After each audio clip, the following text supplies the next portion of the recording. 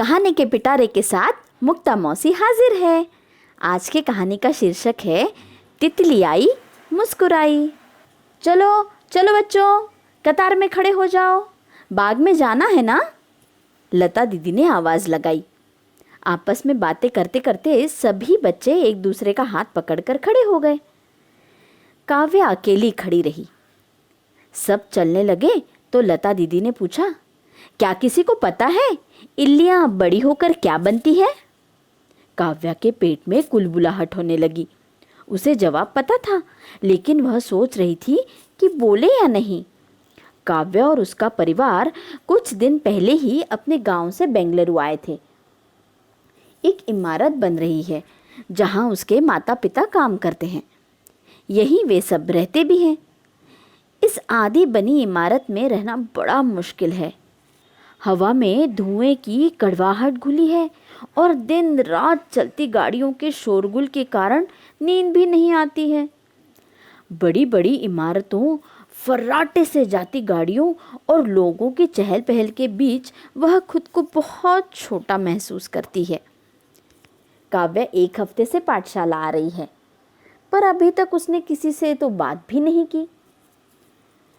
अगर किसी ने उसके बोलने के तरीके का मजाक उड़ाया तो? इससे पहले वह कभी पाठशाला नहीं गई। अगर यह बात किसी को पता चल गई और वे सब उस पर हंसने लगे तो? खैर,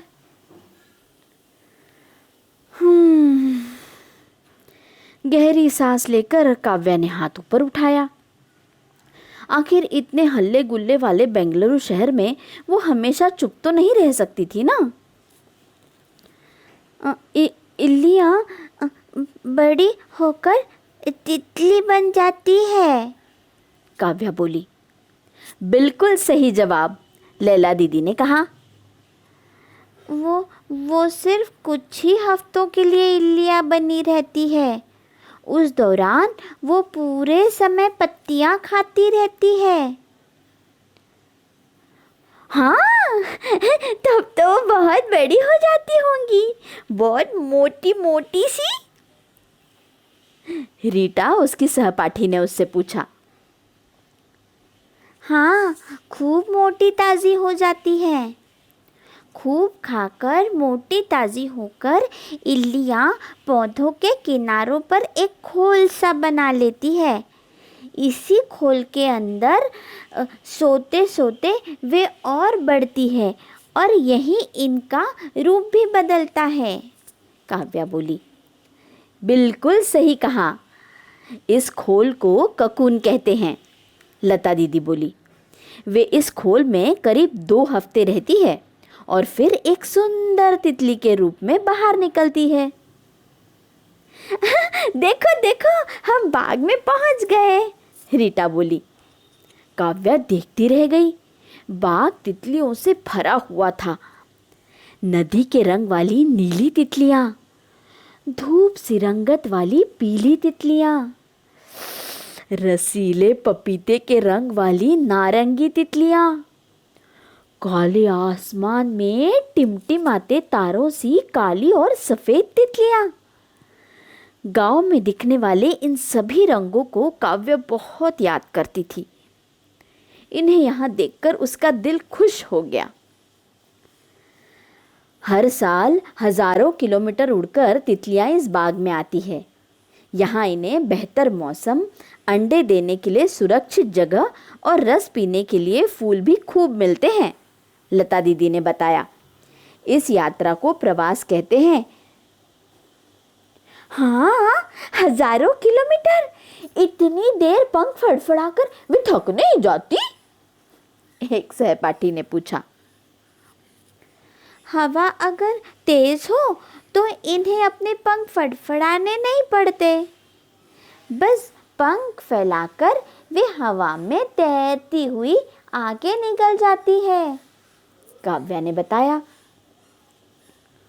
ओह, तब तो तितलियों को हवा में खूब झटके भी लगते होंगे, रीटा ने धीरे से काव्या को कहा। काव्या को अपना बस का सफर याद आया, जब वह गांव से बेंगलुरु आई थी। सामान वगैरह के बीच में किसी तरह ठूंसी गई थी, घंटों उबड़ खाबड़ रास्तों पर झटके खाती हुई। क्या तितलियों को भी हवा में ऐसा ही लगता होगा? प्रवास करते हुए तितलियां नदियों के किनारे किनारे उड़ती हैं। अपनी सेहत बनाए रखने के लिए वे इन नदियों के किनारों पर कीचड़ के नन्हे नन्हे डबरों में उतरती है और अपनी टांगों से पानी में छप छप करके पोषण सोखती हैं। इसे अंग्रेजी में मड पडलिंग कहते हैं, लता दीदी ने बताया। छुप छुप करके रीटा बोली। अरे वाह, पानी में छप छप करने में तो बहुत मजा आता होगा। रीटा और काव्या एक दूसरे को देखकर मुस्कुराई। बहुत मजा आता होगा, काव्या बोली, पर अब डबरे बहुत मुश्किल से मिलते हैं। काव्या के गांव में कुछ आदमी नदी से ट्रक भर भर कर बालू ले जाते हैं। मौसम लगातार गर्म होता जा रहा है, बारिश में कमी हो रही है। पिछले साल तो नदी भी सूख गई थी। तितलियों को पानी में छप छप करने के लिए अब डबरे भी नहीं रहे। इतना भी पानी नहीं था कि काव्या का परिवार खेती कर पाता, इसलिए उन्हें बेंगलुरु आना पड़ा। तुम्हें तो तितलियों के बारे में बहुत कुछ पता है काव्या, लता दीदी बोली। हाँ दीदी, वो इसलिए क्योंकि तितलियां मुझे बहुत पसंद है।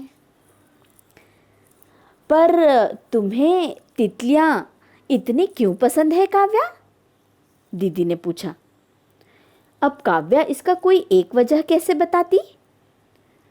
काव्या ने बोला, उनके शरीर पर बने तरह तरह के निशान मुझे बहुत अच्छे लगते हैं। कभी कभी गोल गोल आकार वाले, कभी धारियों वाले। उसे अच्छा लगता है कि कैसे वे अपनी लंबी सी जीभ से फूलों का रस पीती है। मुझे तो यह भी अच्छा लगता है कि वे पराग को एक से दूसरे फूल तक ले जाकर तरह तरह के फूल लगाने में मदद करती है। उड़ती उड़ती वे बहुत दूर तक निकल जाती है, पर जहाँ भी रुकती है नए दोस्त बना लेती है। रीटा का हाथ पकड़े हुए काव्या ने कहा, वो तो बहुत छोटी होती है पर बहुत बहादुर भी। रीटा बोली, बिल्कुल तुम्हारी तरह। काव्या मुस्कुराई। उसकी मुस्कान तितली के खुले पंखों की तरह उसके चेहरे पर फैल गई थी। क्यों बच्चों, पसंद आई कहानी? पसंद आई हो तो क्या करना है आपको पता है। Bye bye.